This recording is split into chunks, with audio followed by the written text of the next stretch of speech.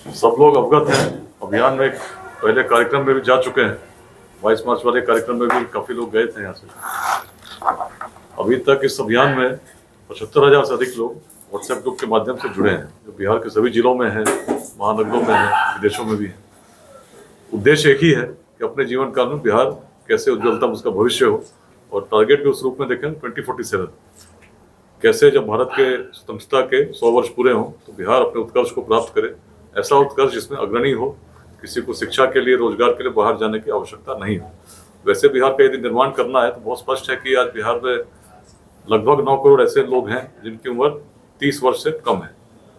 यदि 2047 में एक विकसित बिहार की बात करते हैं, क्योंकि विकसित भारत का स्वप्न हम सभी ने मिलकर देखा, उसका संकल्प लिया है कि 2047 में डेवलप इंडिया होगा, तो निश्चित है बिहार को उसमें भूमिका निभानी होगी। और इसीलिए यदि 9 करोड़ लोगों को शिक्षा और रोजगार बिहार में ही देना है, इसके लिए हर व्यक्ति को जागना होगा। केवल सरकार यदि चाहेगी भी तो सरकार कुछ लाख लोगों को नौकरी दे सकती है। जो जितने बेरोजगार उसका 1 या 2% होगा, चाहे किसी वर्ग के हो, किसी संप्रदाय को, हर व्यक्ति को आवश्यकता है नौकरी की, हर व्यक्ति को आवश्यकता है रोजगार की, और यदि हम नहीं दे पाते हैं तो पलायन करना होगा। तो बहुत बड़ा कटु सत्य है, और इतने बड़ी संख्या में बिहार के लोग बाहर जाते हैं। इसका रिवर्स करने के लिए कैसे हम अपने यहाँ करें, सबसे महत्वपूर्ण उद्यमिता, कि कैसे उद्यमिता का विकास हो, उसके लिए सभी जितने भी लोग प्रेरित कर सकते हैं। सरकार की स्कीम्स हैं, अलग माध्यम है जिससे हम अपने यूथ को अभी से अगर मेंटर करें, गाइड करें। एक बहुत बड़ा संदेश इस अभियान के अंतर्गत हम लोग गांव-गांव में, हर विद्यालय में, महाविद्यालय में देने का प्रयास कर रहे हैं कि उद्यमिता बड़ी महत्वपूर्ण है। बिहार के विकास की सही कहानी यदि कोई लिख पाएगी, स्पिरिट ऑफ एंटरप्रेन्योरशिप ही लिख पाएगी, जिसकी बहुत नितांत आवश्यकता है।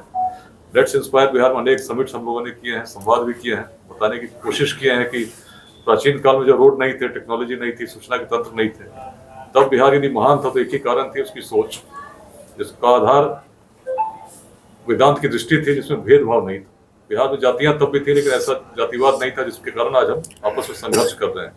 ऐसा जातिवाद रहा होता तो नंद वंश तो कभी उदित होता ही नहीं, सबसे निम्न वर्ग से आता था। आचार्य चाणक्य भी चलते तो चंद्रगुप्त की जाति खोजते। इस भावना से ऊपर उठते हैं, जाति, संप्रदाय, लिंग भेद, इन बंधनों से मुक्त होकर यदि हम चाहते हैं कि बिहार विकसित बने, तो सभी युवाओं को जगाना होगा। चाहे गाँव में रहते हो, चाहे शहर में रहते हो, बताना होगा कि तुम्हारी पूर्वजों की दृष्टि कैसी थी। लेट्स इंस्पायर बिहार अभी तक 1000 से अधिक कार्यक्रम हुए हैं, आप भी उसके हिस्सा बने हैं। बड़े कार्यक्रम जिसमें आप आए थे पिछली बार ऊर्जा भवन में, उसमें करीब 1200 लोग आए थे, पूरे बिहार से आए थे। ऐसे कार्यक्रम वैसे लोग आ पाते हैं जो सक्षम है, पटना तक आ सकते हैं, लेकिन वो प्रयास करना है कि हर गांव के, हर पंचायत के व्यक्ति तक हम पहुंचे, हर वर्ग, हर संप्रदाय के व्यक्ति तक पहुंचे।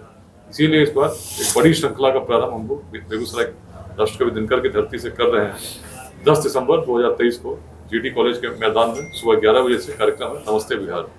और इसके बाद उसी श्रृंखला में अगला कार्यक्रम जो अभी तय हुआ है, वह हुआ है 20 जनवरी 2024 को आरा में, जिसमें हम लोग मुख्य रूप से दक्षिण बिहार के जो जिले हैं उनको हम लोग लक्षित करेंगे। इस संवाद में आएंगे सभी जगह से, उत्तर बिहार के जिले, उनको हम विशेष रूप से आमंत्रित कर रहे हैं, बड़ी संख्या में लोग आए। और बेगूसराय के हर पंचायत से हम लोग आमंत्रित करेंगे, कम से कम 100 लोग हर पंचायत से उस रूप में आए। संख्या जो अनुमानित संख्या, जो कम से कम 30,000 की संख्या इसमें रहेगी, और उससे अधिक लाखों में जा सकती है, सबके सहयोग पर निर्भर है। तो मेरा आह्वान यही है कि इस अभियान को सफल करने में इस संवाद श्रृंखला नमस्ते बिहार की अत्यंत महत्वपूर्ण भूमिका होगी। उसका एक पहला कार्यक्रम पहला होता है, पहले में लगना चाहिए कि सभी की इच्छाएं जुड़ी, और जाति संप्रदाय से परे उठकर जब तक हम नहीं सोचते बिहार का उत्कर्ष संभव नहीं है। सबके सहयोग से ही बिहार बदल सकता है, सबके सहयोग की आवश्यकता है।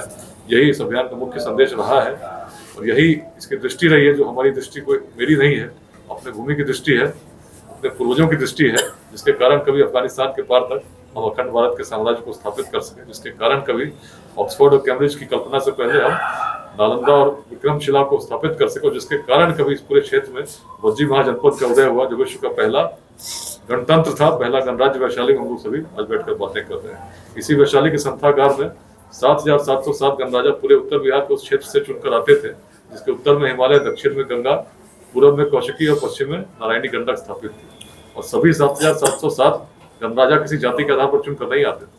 ये वैशाली की दृष्टि थी, जो उस प्राचीन मिथिला की दृष्टि थी, जो उस प्राचीन वज्जी महाजनपद की दृष्टि थी, जिसका आधार एक ही था, किसी व्यक्ति में कोई भेद नहीं, शासक कोई हो सकता है जिसमें सामर्थ्य हो, और शासक को हम चुन भी सकते हैं। ऐसी दृष्टि कहीं विश्व में नहीं थी। पुनः यदि उन्हीं पूर्वजों की दृष्टि को धारण करें और बिहार को कुछ अलग करने का, कुछ नया करने का, उस प्रवृत्ति को, इसको अगर एक नाम दे सकते हैं तो उद्यमिता बहुत बड़ा नाम है। तो कुछ नया करने का, कुछ उस प्रकार की प्रवृत्ति और हमारे जीन्स में है, लेकिन हम उसको भूलते जाते हैं। और यही कारण है कि उस शिथिलता से निकालने के लिए, क्योंकि यदि सब लोग मिलकर प्रयास नहीं करेंगे तो 2047 तक बिहार विकसित नहीं हो सकता। और तब राष्ट्रीय लक्ष्य में यदि हम पिछड़े जाते हैं तो राष्ट्र कहाँ होगा। तो सबसे महत्वपूर्ण है जगाना और प्रयास करना। उसके श्रृंखला में पहला संवाद है, इसमें सभी को आमंत्रित करने तो निश्चित आया हूँ, आमंत्रित करता रहा हूँ और आह्वान भी करता हूँ बड़ी संख्या में लोगों को ले चलें, स्वयं तो चले ही और भी लोगों को बताएं और इस श्रृंखला जारी रहेगी। मेरी आशा है कि आने वाले समय वैशाली में भी इसी प्रकार का एक बड़ा कार्यक्रम तब करें जब 3-4 जिलों में हम बड़े कार्यक्रम कर चुके हैं। तो वैशाली से शंखनाद हो जो प्राचीन इस वैशाली की भूमि से हो, जिसका ऐसा असर हो कि बिहार में तो क्या पूरे राष्ट्र पूरे विश्व में उसकी गूंज हो। धन्यवाद।